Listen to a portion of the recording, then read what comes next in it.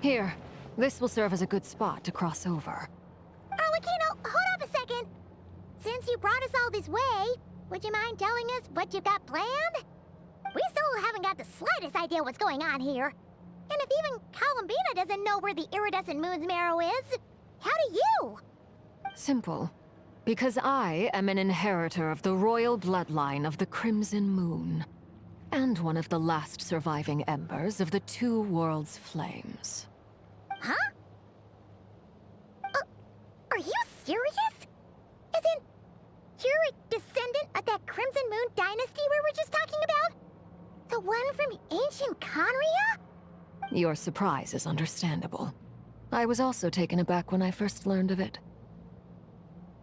But the more I thought about it, the more I realized the signs had been there all along.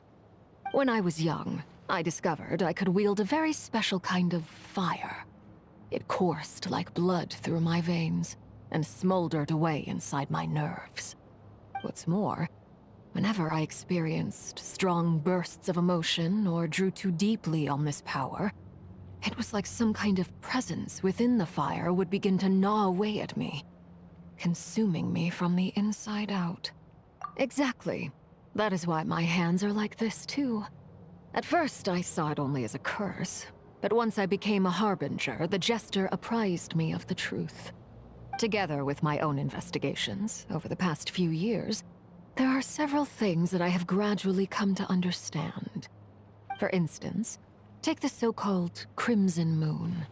In truth, it is nothing more than the shattered remnants of the iridescent moon, fused with the abyss to prolong its lifespan. Since this blood flame was bestowed upon me by the Crimson Moon, it is a fusion of the iridescent moon's former power and the corruption of the abyss.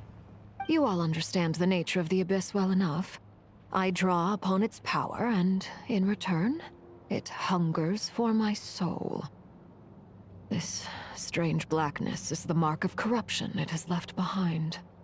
If I recall correctly, you once told me that if the corruption ever made it to your heart, you'd become a completely different person. Yes, and that's the reason I'm always careful not to push my power too far. It's essentially a never-ending tug-of-war. Oh, sounds intense. Anyway, the rest of my story can wait. Is there anything else about the Crimson Moon or the Iridescent Moon that you're unclear about? Paimon has a question. So, the Crimson Moon that the Carians used to worship was actually the Iridescent Moon, right? Which was one of the three Moon Sisters.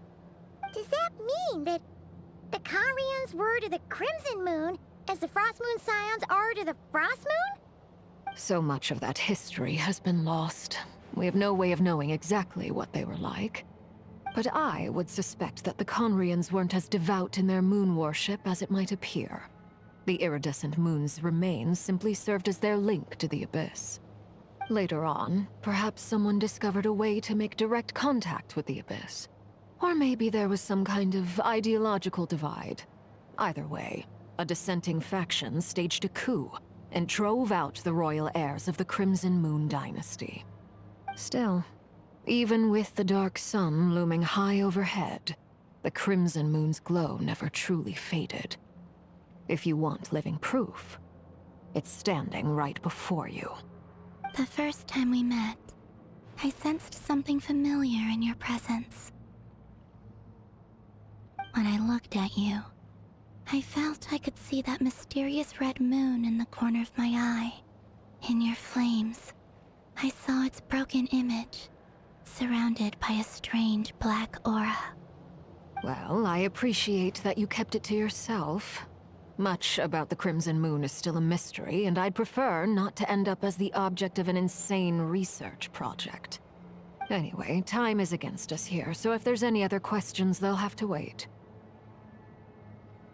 I just want to make sure I've got one thing straight. In her letter, Sandrone mentioned that since you are unable to contain the iridescent moon's marrow yourself, you intend to leave it in my custody, correct? That's right. For now, it's the only way I can pay you back for your help.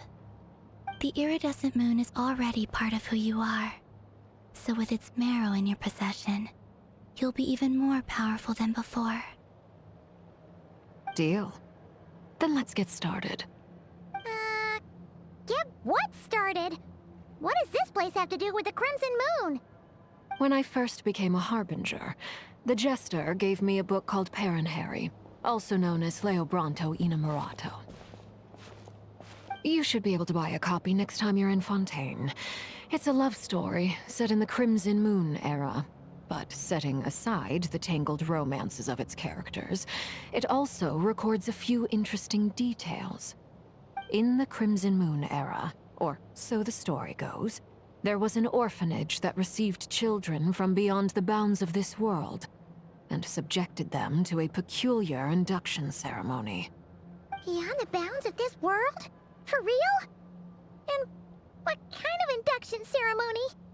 The Crimson Moon sages looked beyond this world for beings with powers that surpassed the gods. But fearing they might lose control, they subjected these children to a process of refinement. They made these children crawl up a fireplace and kept asking them, "Have you died? Did you see it?" Until they finally admitted to having died and seen a crimson moon. The adults embraced the children who passed the ritual, telling them, "Within the fireplace, you have traversed the flames between two worlds. Here and now, you are born anew." The book leaves much unsaid, but I suspect that this was their way of branding the children they had enrolled, leaving an indelible mark upon them so that they would forever live in the Crimson Moon's light. That explains why I can't sense the Crimson Moon's marrow in this world. It makes sense that it would be sealed in a special space that can only be accessed temporarily through some kind of ritual. But there's no fireplace here. Do you see a chimney anywhere? Oh, are we supposed to build it ourselves? Okay, fine. Paimon will go find some bricks. That won't be necessary. The fireplace is purely symbolic. The key to the ritual is crossing the flames between two worlds. In other words, the flames that burn within me. Those burned away by such flames leave behind a kind of ghostly afterimage in the world. In the days of Conria, people believed they could be used to bridge the gap between the two worlds of life and death.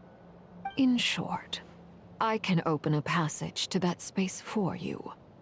That's the easy part. The catch is I'll need to stay on this side to keep the passage open, so I won't be able to come with you. Once you're inside, you'll have to find your own way. Very well. Then I'll open it up. Traveler, spare me a little more moonlight if you would. I may need it.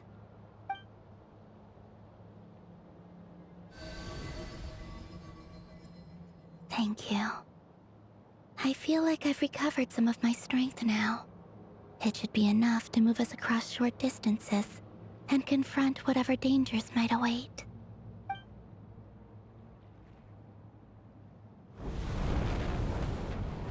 Mistress of the seven hues of ages past, great mother of the present, crimson-clad sovereign of the two realms, by fire severed, by fire renewed, I offer myself now and beseech your descent.